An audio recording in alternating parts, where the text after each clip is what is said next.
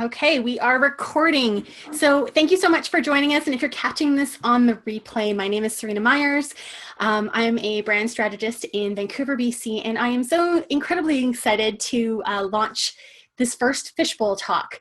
And my wonderful guest today is Shannon Townsend, who is a Get Shit Done coach. So we're going to be talking about all things productivity, barriers to being able to achieve all these lofty goals that you've set for 2017, and more towards the end we're going to do hot seat coaching, so we'll be able to answer your questions, your personal barriers to getting shit done, so to speak, and we're going to go from there. So easy peasy, we're going to make it fun.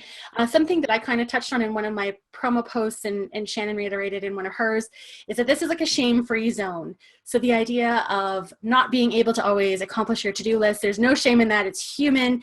The goal is, this call anyway, is to give you some ideas, some strategies, and some inspiration so that you can jump over that hurdle and get over that hump and start feeling really good about getting things done. Okay, so Shannon, for all the connecting that you and I have done, interestingly enough, we've never actually talked about how you become a Get Shit Done coach. So how did you end up here? Let's start with that. So it happened because I yelled at someone about her dreams. Like legit, that's what happened. I am a nationally certified sign language interpreter, and I was working with another interpreter, and we're in this gorgeous place. I live in Colorado. It's gorgeous. It's beautiful. Like, you just don't get any better than this. We have seasons and snow, and even when it snows, it melts right away. Like, we live in this fantastic place, and it's not uncommon for people in Colorado to have more than one thing that they've got going on. So being in conversations about, I'm an interpreter and I also want to do this other stuff, happened all the time. And I was working long-term with a gal who wanted to become a therapist. She was going to school, and she had all of these goals that she wanted to do because she wanted to be able to provide direct communication for deaf clients. Right? That was her goal. And I'd known her for a little bit, and I got to see her like 3 or 4 times a week, and I consistently heard, well, I really, really want to do this, for weeks. I really, really want to get here. I really, really want to get here. And one day our job got canceled, and she's saying the same thing she said every day for the last 3 weeks. And I finally turned to her and I said, well, yeah, of course you can't have the booming practice tomorrow, but you could do these 3 things and be significantly farther than you've ever been before. And she was like, huh. And then we both had other jobs and we had to scoot. And I get in my car and I'm like, oh, I just yelled at this woman about her dreams. It was like, of course you can't have them because you have to do this instead. And I was kind of in a panic, like, oh my God, I don't know this woman enough to like berate her about her dreams. So she sent me a text the next day and was like, I did this, this, and this. And I wrote her back like, I'm really happy for you. I'm excited, but do you know that you're texting me? She goes, yes, what you said was the kick in the ass I needed to get shit done. I'm so excited. And then from that point on, for about 6 months, we met every week, and we did coaching. I didn't know that's what we were doing, because setting up business stuff and seeing systems and hurdles and ways to get over them was just what I did. I was an interpreter. So, I'm just helping out a friend. And we are literally sitting in her brand new office. We had painted the day before. And I said, what does it feel like to sit in your practice? Like, you literally went from, well, I can't have this 6 months ago to having the doors are open. How does that feel? And she goes, it's amazing. It's great. You helped me get so much. And she doesn't say shit, but you helped me get so much shit done. Blah, blah, blah. I really want you to be a life coach out of my office. And I was like, yes, great. Awesome. What is that? So I did a really short training certificate program, and which set the foundation, and then it just kind of snowballed from there. And at the time, it felt very, very slow. But really, that was only a couple of years ago. So I've worked very, very quickly. And the more you do in anything that you're really passionate about, that really is your zone of genius, the more you realize, I've kind of been doing this my whole life. And I just feel sorry for everyone else who wasn't around when I was intentional about it, as opposed to just berating people for their dreams. It's kind of what I did for quite a while. I think there's that aspect of it being so much easier to see when you're on the outside, because when you're like right in the thick of it, you're so consumed with the to-do lists and how insurmountable it all is that even just taking that first step, it just feels so impossible. So you kind of need someone who can crack the whip a little bit. But I think you do more than just, it's not just accountability, right? There's also like refining their processes and their systems and that kind of thing. Like, can you tell me a little bit about that? Yeah, really. So when I think about getting shit done and productivity, you know, I was a theater major in college. I was a sign language interpreter, and when we think of productivity, a lot of times we see these males in these very strong positions who work 18 hours a day and go, go, go. And, you know, at one point in my life, you know, in my early 20s, I was working 3 jobs. I was going to school full time, and I had the capacity to go, go, go. But then I would burn out and not do anything for a month. And it wasn't even like, oh, I'm avoiding this. I would just wake up 3 weeks later and be like, you know, I haven't brushed my hair for 3 weeks. How does one even do that without realizing it? And I was in this pattern, and, you know, luckily for me, I was able to eventually give myself a break, and then I would interact with people and they'd be like, oh, my to-do list is so big. And we would give them a system, like create that system, but then there was still that piece of ease and softness and permission to be like, just because you have the system doesn't mean you have to work it every day, all day long. It's okay to take a break. It's okay to pause. In fact, it's kind of necessary for your mental well-being, because if you don't, you will do things like wake up 3 weeks later and realize you haven't brushed your hair in 3 weeks. Yeah, or the complete burnout where you, like, I know in my case, I lost almost a year of my life to basically being in the fetal position in bed because of just trying to do too much.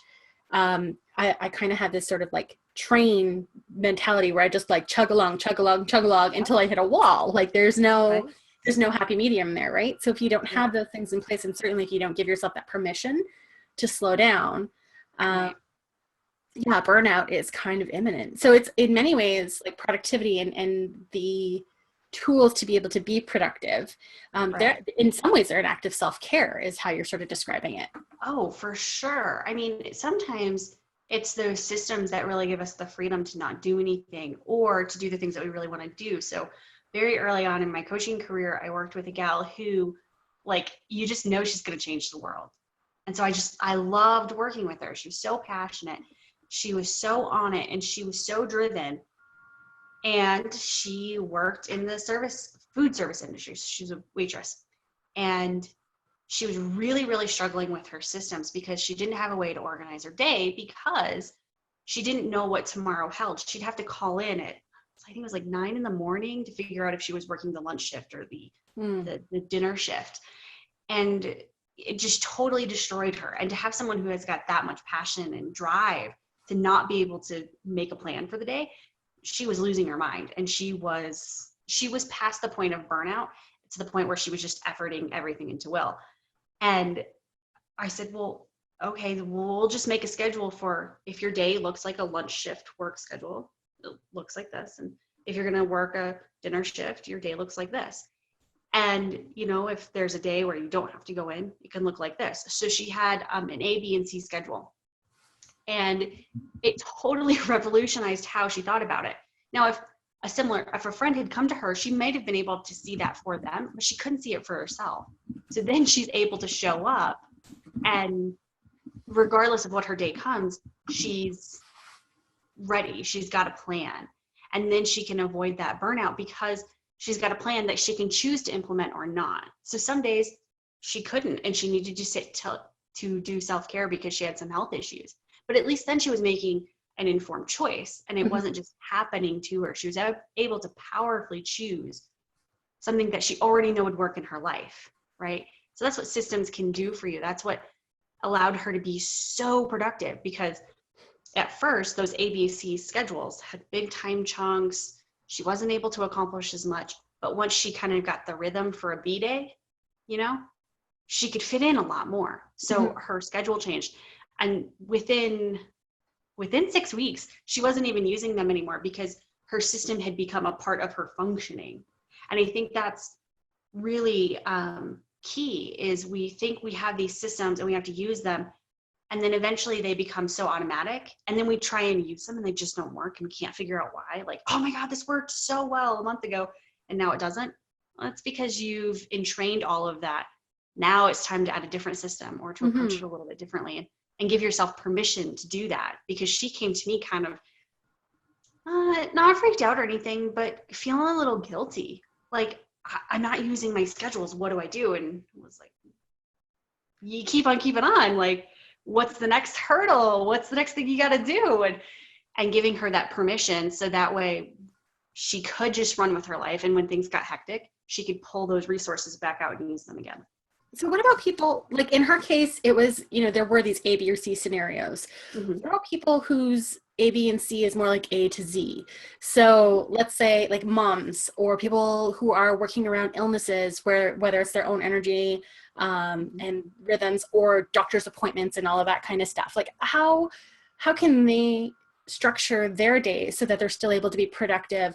And, some of them will be entrepreneurs and some of them will just be like, I don't know how many moms who are just like, hey, the kids are alive.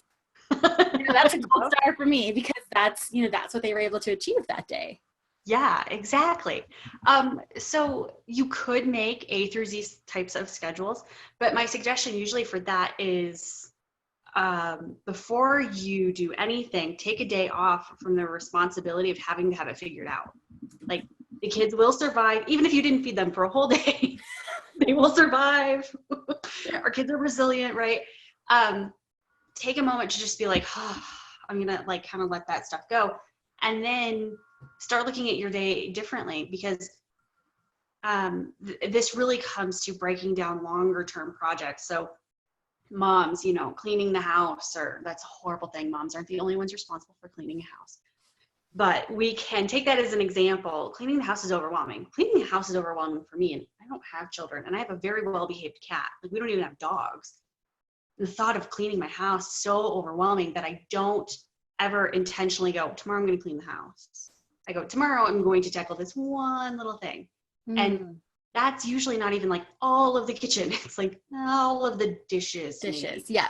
Just I can fit all of them into the dishwasher. Well, it makes something that seems so big and unmanageable into one task. And then after that one task, sometimes you can move on to the next one. And sometimes you're just like, check, I'm good now.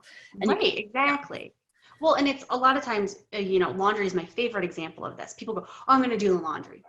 As if laundry is a one-step process. No. You have to find all of the laundry. You have to sort all of the laundry. And even if you don't sort all of the laundry, it's got to go in, and then you've got to time it with the dryer, and then it's got to come out of the dryer. And then in theory, it's supposed to go back to its home in a closet or in a drawer somewhere where it can then be chosen at a later time. And we're doing more than one load of laundry. So we've got to manage all of those moving pieces. And of course, the washer and dryer don't end at the same time. Of course they don't. Tag team it at our house. Too easy. Yeah, because that's the only way it would ever get done, honestly. My husband is one, he'll do the washing and drying. I do all the folding. Everybody puts away their own shit. That's just how we do it. Nice. It's crazy otherwise. It's so big. Right, it is. It's huge. And we think of it, or we've been trained to think of it as, well, you just do the laundry, or the laundry being a single task. Laundry is actually like 75 little tasks that you have to find time for. So when you have A to Z schedules, it can seem really tedious at first, but I highly, highly suggest you write down all of your tasks, break them down into their micro steps, which is it seems like a long process, but then you, I wised up one day and bought one of those like partitioned hampers to start a load of laundry in 5 minutes, because I can go grab that bag, take it downstairs, dump it.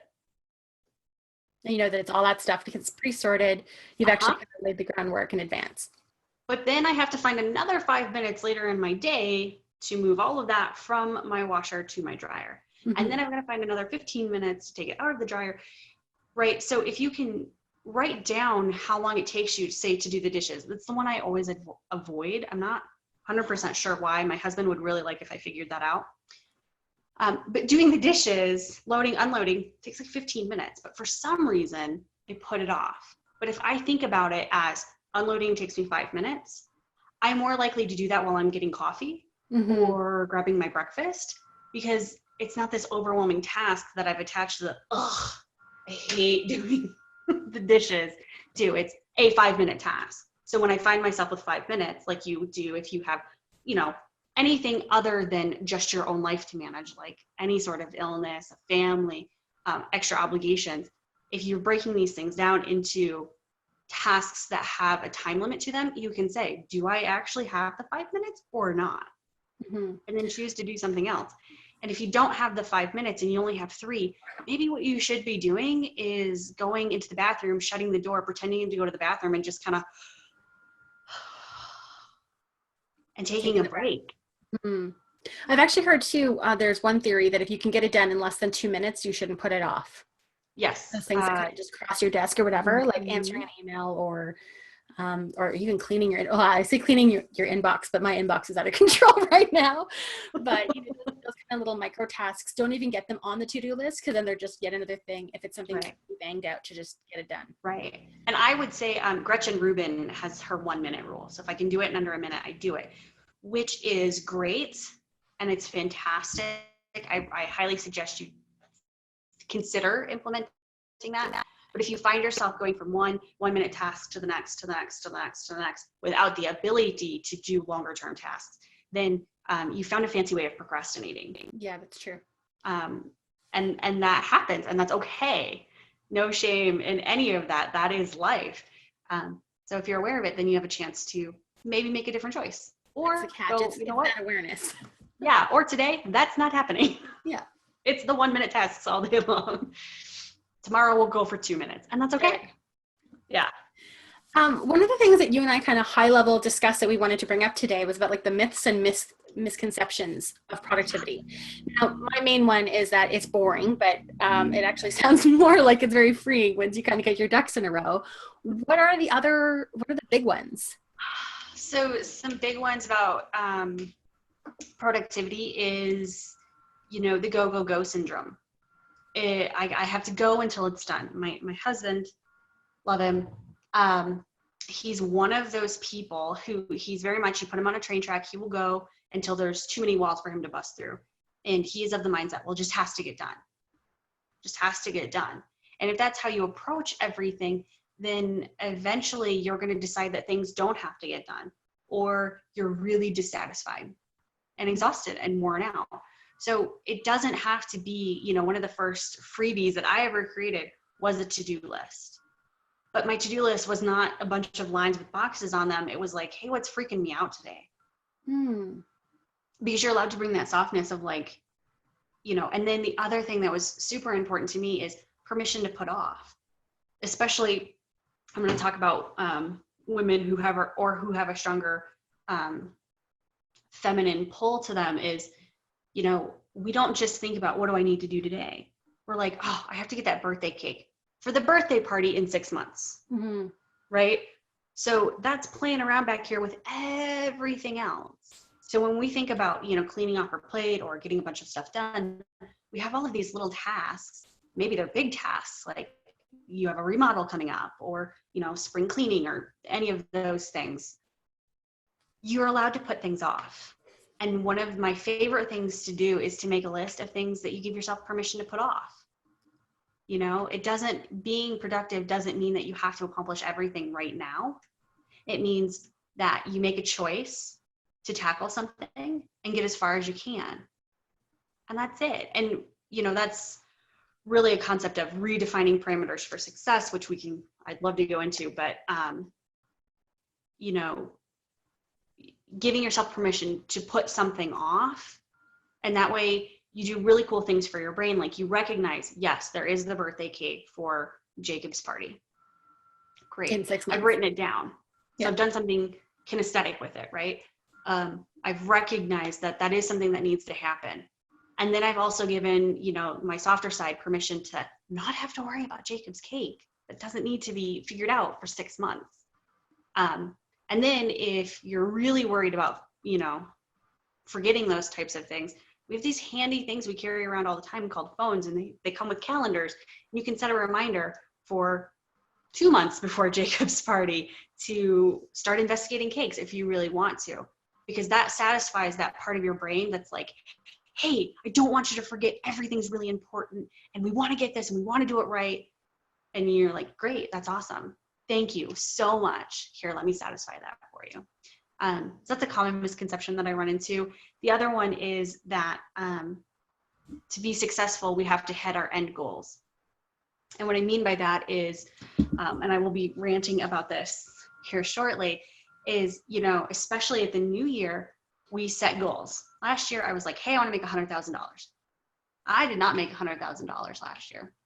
And if that was my only parameter for success, I would have been like, oh, I'm a failure, which means in 2017, I'm going to roll that goal over and maybe pretend like 2016 didn't happen. I'm not really sure how your brain works with all of that, but I was so successful last year. And thankfully, I have all of these parameters to measure that success. I worked with more people than I had intended. So I had a number goal of working with, I think it was like 100 people or something like that. And I had worked with way more than that. I knew I'd hit the 100-person mark. I made more last year than I've ever made before, which is just flat out exciting. And I had a safe place to celebrate that, right? Which was really important. I stopped interpreting and went coaching full time at the start of last year and didn't have to go back to that. That's mega successful. But if all I had said was, I didn't make my income goal, that's and really I know a lot of people who do that, who have that really firm income goal, and that is their only success metric. right. And, you know, and I always encourage them, because like for me and mine, because of my burnout, self-care is like really high on my lists, right. And community, because the connection is one of my core desired feelings. So the people I connect with and the communities that I foster and those types of things, those are really, really important to me. And they've got their various metrics, right? Like subscribers and followers and blah, blah, blah, whatever. Right. So I really, really agree that we have to be able to look at those things outside of that. And then also that willingness to pivot, right? Because, you know, if your goal is $100,000 and you have that steam train kind of mentality where you're just going to do whatever it takes to hit that goal, well, at what expense? Like, how much is $100,000 actually worth to you, right? So if that means that you get to have this one super kick-ass year, and then the following year you're spending the first half of it recovering because you ran yourself into the ground, it's not worth it. Right. So being willing to kind of have those shifts and to look at other things aside from that, I think is really important. Right. And another common misconception that I think plays with that is, you know, I nerd out so hard for Brene Brown's work. Like, me too. I love her, but I'm glad I'm not alone. Thank you. It's wonderful. And one of the things that really, really, really stuck with me is people have to be worthy of your story. So we talk about being vulnerable and sharing some of this tough stuff. And I think it can be really easy. And I think it'd be really easy to say, oh, okay, just the tough stuff we can share. But really, we need a safe place to share our wins too. And I think she knows that. But it's easy to walk away with, okay, well, you don't get to hear my scary story. But then we share things like, I had my most successful year financially ever. Mm-hmm. You're going to get some pushback on that. Potentially, maybe you don't, and that's awesome. But you have to have a safe place to fully express that joy and that excitement, because that also is going to help you be more productive, because you've got all of those endorphins, you're fueling that. It's a foundation for momentum. And if you don't share that in a safe place, it's gonna derail you, or it's gonna take you on another path, or you're gonna have to spend more time kind of sorting yourself out. And, you know, all of that's wonderful, but if you can find a safe place to share your wins as well as some of your struggles, that's gonna make you substantially more productive, because we have a safe place to go and share all of our little milestones. So that's the other piece too, of with these, you know, financial metrics of $100,000, there are a million steps between here and there. And if you're not celebrating, I would love it if you could celebrate all of them, including like, I woke up today, I checked my email, I put on pants. Sometimes That's all That you is can not to be do. celebrated. Pants are not to be celebrated. Let's just state that right now. My coach sent me, it's so funny. I wish I had it here, but I have a little reward that says I put on pants today, right? Because some days that is a major accomplishment because, my neighbors don't need to see me running around in my underwears outside. Like, not something they need. But anyways, so if you're celebrating all of those milestones along the way, the outside world can perceive that as bragging or they don't get it. One of my favorite examples is, celebrating, I made 17 cents today. You're like, oh my God, I made 17 cents. And somebody's like, I could find 17 cents in my couch. Like, don't get it. And they're not going to be as excited as your safe place who's going to be like, hell yeah, 17 cents. Oh, by the way, don't forget, you made 10 cents 2 days ago. So in the last 3 days, you've made 27 cents. I'm like, oh my gosh, it's amazing. Well, and when you have like those new things and you just need that little bit of encouragement, that 17 cents is everything. Like when it's like your very first sale or whatever. I remember and sometimes it literally is just 17 cents, like anything law of attraction. Yeah.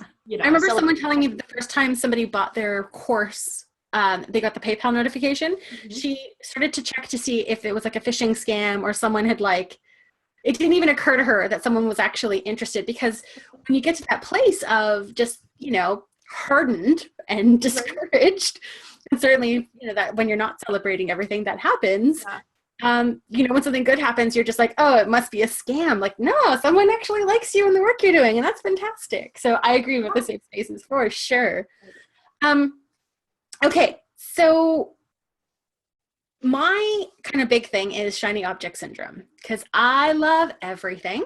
Yep. And the more visible that I'm getting, I find the more opportunities cross my desk. So whether it's collaborations or people wanting to have meetings or people wanting me to sell their stuff or be affiliates and blah, blah, blah, blah, blah.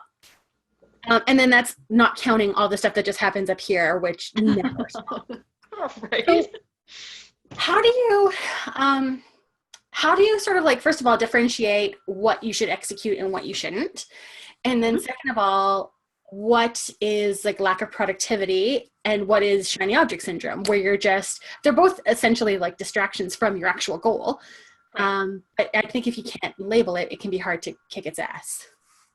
Exactly. So to me, it's all about the labeling. And so one of my favorite things to do, especially when we first decide okay, I'm going to be productive, is I have a program called Sticky Note System, because I'm obsessed with sticky notes. They're everywhere. I use them for everything. And it really is, it's a breakdown process. And if you have something broken down into all of these micro steps along with your goals, even if the goals are slightly fuzzy and you've got it down on paper, instead of fighting with yourself of, is this a good opportunity? What is all of that stuff? You can take that opportunity to really your board of destiny or what your plans are and say, do I feel like I can find a place for this within all of that? And you usually know before you walk to the board, but it can be nice to kind of almost separate yourself from that. And instead of trying to figure it all out up here, which is overworked and overstimulated constantly, you can go to your board and say, is this opportunity, does it support any of these big overarching projects and goals? Maybe it does, maybe it doesn't. And maybe it sparks something completely new. That doesn't matter. Then you get to go, okay, it doesn't currently support any of these things. It sparks this whole new idea, which can be the shiny object.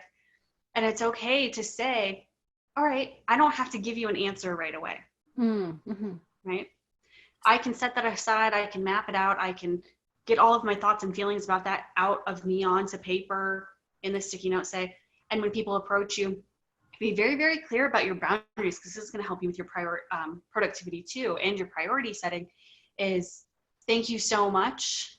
I'm going to take a look at this and I will respond to you by, and give yourself a week, give yourself a couple of days. Because a lot of times we get those, and I'm guilty of it too. It happens. We get the email and we're like, oh, I got to think about it. Da, da, da. No, I don't know. And then like 4 or 5 days later, we're like, oh, I didn't respond to them at all. Oh my gosh. Now I have to respond to them with an answer about the offer. And the pressure's on. Right. Exactly. And then we kill ourselves. Meanwhile, that person, I'm sure, has thought about it, because when you open up like that, it's big and it's scary. But if they're expecting an immediate answer, they need to say, hey, I need to know if you can do this tomorrow. If they don't make that clear to you, then you just can't function on that. We're doing a lot of assumptions. And so respond as quickly as you can and say, hey, I'm going to think about that. And I will respond to you by this date. And then the person receiving that goes, cool. I don't have to think about it. Yeah, I don't have to think about it, or I only have to worry about it for the next 4 days. Yeah. So when you're doing like your bigger picture planning, like, do you leave spaces for those opportunities to show up? Not intentionally, but that is what happens, because I am a planner at heart, but I typically only plan big things. Like, I know that before 2017 hit, I had 4 opportunities where I was going to be working with other people. So those automatically went into my calendar. And then I started to backwards plan just the promotion of those things and my involvement in them and my vacations. So in 2016, I said, I want to travel. So I got my passport, and because I was going to an event in Vancouver, and I was like, this, we don't have kids, and we're like seriously considering it, which is terrifying. I don't know how anybody makes that choice. But, my American showing, I haven't been off the continent, like, what does that look like? And what do I want? And so I had said, my big goal was to have 4 vacations, and they could all be working vacations except for one of them when I go back home to Michigan. But, that's what I want. And I had 6 last year. And several of them were for business type things. But who cares? I'm fulfilling that goal. And so this year, things have been a little off because I know that there are big things coming. So I'm more and more letting my intuition kind of guide that. But that's what I plan first. And then I go back and I backfill, and I take lots of rest. And, the last half of, I know I had met my income goals, or I had 2 income goals, the 100,000, and then to replace my interpreting income. And I knew in August or September that I had officially met them, but I knew I was going to meet them in June because of some payment things and all of that. And I knew I was going to take the last 2 weeks of November off for my birthday, for American Thanksgiving, and a trip to Cancun. And I was like, it kind of worked my butt off. And I've done all of these things, and I've satisfied one metric of success. I've done that. Does it feel right for me to try and backfill? And I did a couple of things. I had a group program that was running, and I was like, no, I don't want to do anything else. And I effectively took almost 2 months off. And I was still doing things here and there, but there wasn't that pressure of like, I've got to do this. And, I set the plan. I gave myself permission to kind of let it be. And that is what is sparking the productivity that I'm experiencing now, because I am rested, because I've had a chance to kind of mull it over and see the bigger picture instead of trying to fill in every day. Because it just doesn't work for me. I work with lots of people who that's what they need, and that's fantastic because I can fill a day and you can fill a day and we can do that. But man, I'm so excited about what's coming, and I feel so productive because I've built that momentum that's based on rest and enjoyment and ease. That 2017 is just going to be freaking amazing. Well, and it's more deliberate rather than being reactive, right? Because I think when we get on that hamster wheel, you're just trying to keep up, as opposed to strategically saying, these are the things that I want to do, and this is how I'm going to get there. Right. Well, and, I think about, my grandfather said, I'll pencil you in. And then for things like vacations or family obligations, he would say, well, that's in pen. And you need to have those non-negotiables, exactly. Yeah. And that's really, really how I see vacation and collaborations. They're non-negotiable. They go in the calendar until it is mutually agreed that that's no longer going to happen. And that's gives you so much freedom. because you know when you need to be productive, you know when there are big goals, and then I implement the systems that I've created or others have helped me see, and you know, I go from there. But it's not there's this lack of busyness, and I know that that's a really hot term of like, there's, you know, don't be busy to be busy, but you gotta hustle. And It's to me, the same that's thing. Yeah. right, unless you're totally redefining all of those words. That doesn't work for me. And there's nothing wrong with the hustle if that's how you want to run your life and your business. But if that's how you want to run your life and your business, you're probably already doing that, and you are refueled by that hustle, by that kind of energy. If the hustle drains you, then don't hustle. Do something else. And the hustlers are usually the loudest people in the room. And then I think there's something like to us. that. Like, the hustle is only going to be productive if it energizes you. If it doesn't, then you're SOL and you're actually working against yourself. Exactly. And because they're the loudest person in the room, typically we start to go, oh, there's something wrong with me. Look at how successful they are. And when I try and do it, it's utter crap. Like, it's just bad. What's wrong with me? And there's nothing wrong with you. You just have to find systems and people who go, you're not crazy. It's okay. Take a break. Weekends were made for weekend type things like sleeping in and Netflix binges and making out with your husband. Like, all of that stuff is good. Do it. These people who say, oh, I never take a break, that's their thing. And wish them well. And if it doesn't work for you, do something else and surround yourself with people who get it and who are there, and they understand, and they can say things like, we took 2 months off. And there's that little bit of societal, like, oh, yeah, I took 2 months off. But at the same time, they're like, I took 2 months off and it was still crazy successful, along with the 6 vacations and all of this stuff. And it was still really, really powerful and really, really awesome, and felt totally aligned when I finally gave myself permission to be aligned and act in an aligned way. Then I found systems. Then I found support that worked for me because they got it. Well, and it sounds like essentially what you're saying is there isn't like a one size fits all approach. It's very personal. Oh, no. It's very everything from what energizes you to you know, what your personal rhythms are, what your schedule even leaves room for. And that's really why, you know, I want to work with people one-on-one, because I'm like, it matters how you function in your life, because we get a lot of generic bad advice from the loudest people in the room, and it's not intentional. They're not trying to destroy our lives. And it works for them, right? So that's what they know. But if that doesn't work for you and you've tried all of these things, then it's time to step up and get personalized answers. And that can come in a lot of different ways. It doesn't mean that you have to sign up for the gajillion-dollar coaching program and the really expensive software. It could just mean being like, hey, can you take a look at this? Or you join things like this and be like, hey, what does that look like in my life? And if their advice sucks, then their advice sucks, and you move on. It's okay. It's okay. I'm just taking a peek at the time. I want to ask you one more thing before we open up to hot seat coaching. Talk about non-negotiables, and you always hear about the early bird gets the worm. Do you have to wake up at the ass crack of dawn to be able to be productive? You hear everybody talking about their morning routines and their bulletproof coffee and blah, blah, blah. Is that just is that another thing? It's not one size fits all, or is that just bullshit?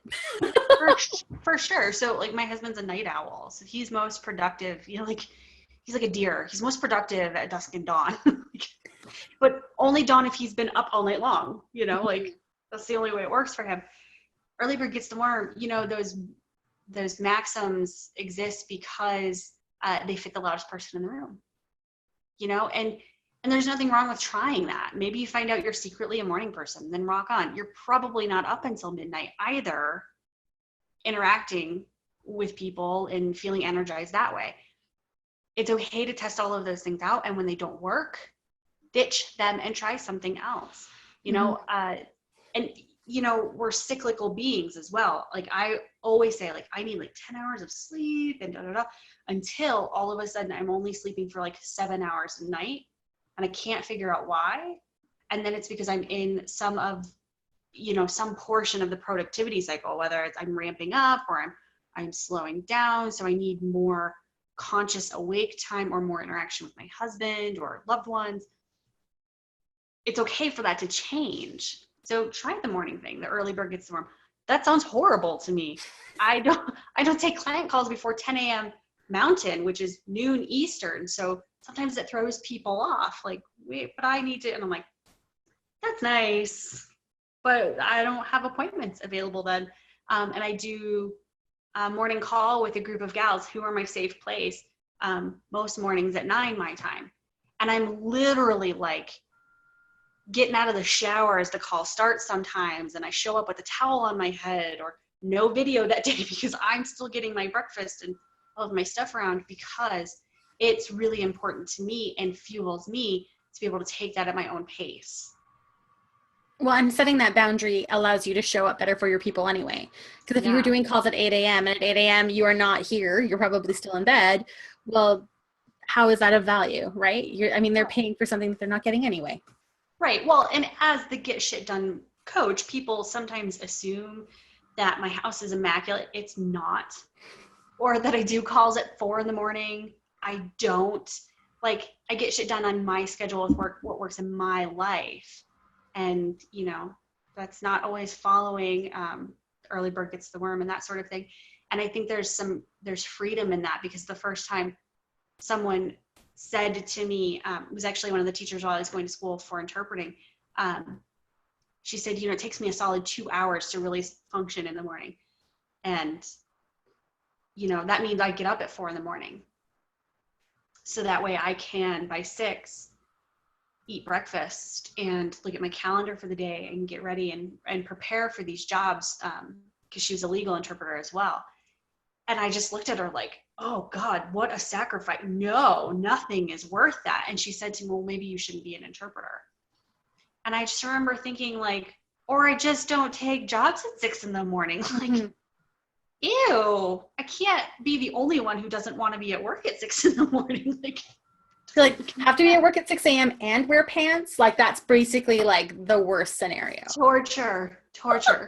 And I did it for a while. I worked in a school system, and I had an hour commute there and an hour commute back, and I spent it talking to my mom on the phone in the mornings every day. So I talked to my mom every day for about a year and a half, just so that I could like function and not kill myself on the way to work, because I needed that extra time. And it's beautiful. So if that's what you need, do it. Choose it powerfully in your life if you have the ability to do so. If you don't have the ability to do so, then powerfully choose to get up at 4 a.m. if you have to, but then also powerfully choose other things that refuel you, because that will make you more productive. That will build your momentum, and you're just not going to hate your life as much because you're choosing certain aspects of it. I love that. Yeah. Okay. So we have a couple of people that are with us. Just so I know, have you guys brought questions around your own struggles with productivity to the call? If not, we can keep talking. But if you have, I want to make sure that we have some space to cover them. Yeah. And can they unmute? I know you said you muted them on their way in. Can they unmute themselves? They can. Okay.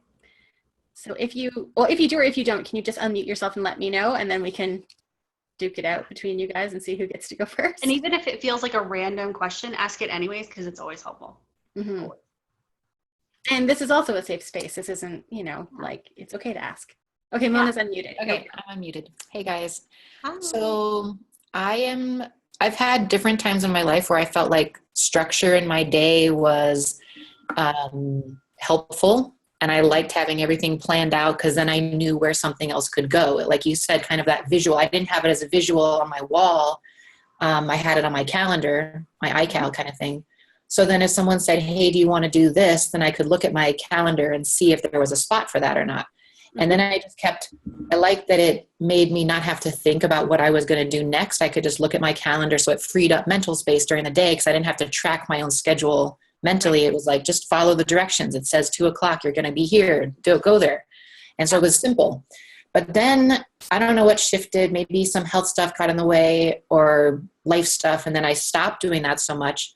And now I have more resistance to making the structure again, because I don't want to be told what to do, even though I know that in the past it's felt good to be told what to do, because I don't have to think about it. So Right. I'm kind of like in that place right now with my own schedule and wanting to have a better relationship with these, like not feeling so rigid with the structure and reframing. And I was thinking, since we've been on this chat, about like how to see it as some kind of like a container that's supporting me, that's going to allow for more creativity and flow. I need to reframe it. So those are some of the things I'm thinking about. So whatever that inspires for you to talk on, I'm sure I'll get something else out of it. Oh, but I love you. I'm the exact same way. So everything goes in my calendar. Everything goes in my calendar. And then there will come a point where I'm like, if you tell me what to do, I'm going to set you on fire. I'm done. I'm not doing that. And you can't make me. I'm an adult. So one of the ways that you can manage that is you put in your non-negotiables in your calendar, right? Because you don't want to forget them. And then you start kind of say, F it. And you can block out time during your day where I'm not going to do anything pre-scheduled. Like on Mondays, I have my one non-negotiable, and then everything else is as it comes to me that day. Nothing else is allowed to be scheduled during that. I don't have to do anything. If it's like naked Netflix day, then it's a naked Netflix day. The next week, maybe it's out to lunch with some girlfriends. Girlfriend, I don't have that many friends. Let's be real about that. But that's my choice. That is what gives me the freedom. And then when I'm ready to go back to that structure, I don't have all this built up resentment of like, I forced the structure until I set buildings on fire and now I have to have it. And now I'm fighting all of that backlog. So you can do things like that. And then you, I often say, well, I'm going on vacation. Not often. Okay, maybe often. But I will say, I'm going to be out of town. I'm not out of town. I'm sitting on my couch out of town because I'm not willing to put up with normal or regular obligations. Like, nope, I'm not taking client calls. Nope, I'm not mowing the grass. I don't mow the grass either. Nope, I'm not doing this, that, and the other. Like, I'm on vacation. And then if I choose to show up someplace or choose to do something, then it's my choice as opposed to an obligation. So I don't know if that helps on the reframe, but know that that's normal. Everyone I talk to says something very, very similar to that. You know, having the down, like I know a gal who has a schedule that's broken down every 5 minutes. Ooh. Every 5 minutes. I'm like, what is wrong with you? And that's what she needs sometimes. And then when she doesn't need it, she sets it aside. Sometimes it's a fight to start it and to stop it, but she's still managing all of that, but it's serving her, and there's a time and a place for it. So you're normal, totally normal. I like that idea too of having, even though you've got all this spaciousness for flow, so things can come as they come, and if they don't, they don't. But right. That the non-negotiables, that they are in there no matter what, and like self-care and paying bills and whatever. Like there's some things that, like, you know, either life or the body just need. To be able to have all that spaciousness around that, I feel like that would kind of tame the rebel a little bit, the inner rebel who's just like flipping the middle fingers all over the place and not wanting to be told what to do, right? Right. And if you have a husband who is similar to mine, or you have children, or you have other people in your life, if you tell them that that's your plan, you're going to get a little pushback because they don't know that you've been fighting it, because nobody talks about it, even if they're fighting with the same thing. It's okay to ease them into it. It's okay to know that there might be a little pushback because they're not accustomed to really honoring what they need. That happens too. And sometimes we've got to play with it. So, you know, I'm going to take that time while I know my husband is at work, or while the kids are at school, or I'm going to set up a babysitter for this day. I'm going to tell people that I'm really busy, and what I'm going to do is go home and take a nap. Like, if you've got that ability, set that up. Does that help, Nona? Yeah, and can you repeat what you just said, if you remember? You said something like, people push back because they're not good at taking care of their own stuff. Yeah. What did you say? You'll get some pushback because people aren't honoring their own cycles. They're stuck in that cultural expectation. And really what's unfortunate is, if you've ever done any language work or anything like that, or culture work, they talk about the culture iceberg. So an iceberg is significantly larger under the water, right? We can't see all of that. So we have the things that we hear and that are really obvious. Like in America, we shake hands, we don't spit in public, those sorts of things. And that's something that someone will tell you. So if you do those things, they go, hey, don't do that. It's not what we do. And then there's all of these pieces underneath, and they're their cultural expectations of you just do it, even though everyone fights it. And when we start to put voice to those underlying cultural things that people know intrinsically, but we don't speak about, you get pushback because we're challenging something that they may have never been able to put language to. So it feels off because it's unspoken. Like, wait, what? I can do what? You're going to do what? That pushes against my experience and what's expected of me, and therefore what's expected of you. So you're going to get some pushback, and that's okay. Because you're still going to do what you got to do. And if you have to work around that person, but there's a freedom and a love of modeling that too. And I think that was one of those things that when you take on the title, Get Shit Done Coach, there was this cultural reinforcement of, I have to show up always having figured it out. Right. And I knew that that was fundamentally flawed. And I would talk in small circles about like, I put out this persona sometimes, but then one-on-one, I'm vulnerable and people open up and there's this amazing space, but communicating that is really hard. And so when we start to share things like, I have a laundry list of things that I did not get done in 2016. And I'm going to share that. I'm going to talk about it. And what does that mean? Then I'm going to get some pushback and people are going to think, well, aren't you the Get Shit Done coach? What's wrong with you? It's okay. It's because I'm pushing against some of those cultural expectations and just kind of what they see. And you love them, you let them go. There's not a whole lot you can do to fix that except for to continue to show up in that way and honor what you need, honor your cycles so that they see and can observe the radical transformation that makes in your life. It really does. And then maybe they get to play with it and they're going to stumble with it. And then all of a sudden you're going to find yourself in a conversation where they're like, how do you take a nap?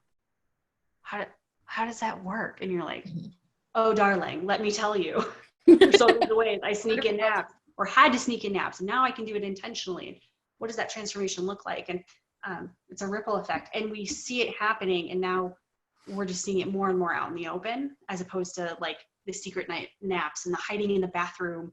And, while we take care of ourselves and that sort of thing, we're just getting more and more open about it, which changes the cultural narrative, which reinforces better habits. And we're honoring our own selves and our cycles and really getting back to that. But that's the philosophical side of, and that reinforces your own cycles so that way you can be productive when you need to be, you can take breaks, and cumulatively we outdo our wildest expectations. And we're still alive and breathing and not exhausted at the end of it. Thank you. Yeah.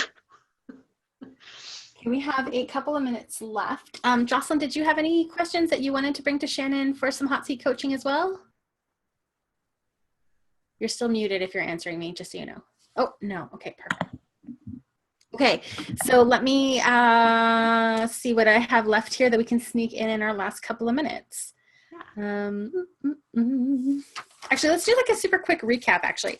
So kind of the, in terms of tips and tricks and to boost productivity, there's how you structure and schedule your day, whether that leaves lots of room for flex or the rigidity of every minute being scheduled, depending on what your needs are.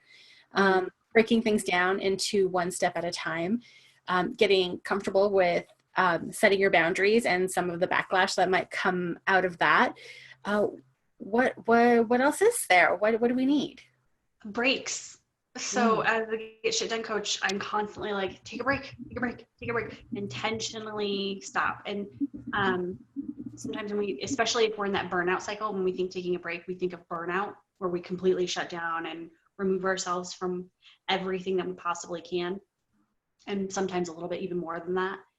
A break can be as simple as blinking. So when we intentionally reframe our actions as a break. So for example, we stare at screens all day long, and so we don't blink as often, which dries out our eyes, which sends a signal to our brain that we're tired. And starts the process of kind of shutting our body down. Because we're obviously tired. We obviously need to rest for self-preservation. So one of the things you can do is take a break and blink. And I wish I could remember where I picked this up. But you pick a point on a far wall, I think it's at least 15 feet away.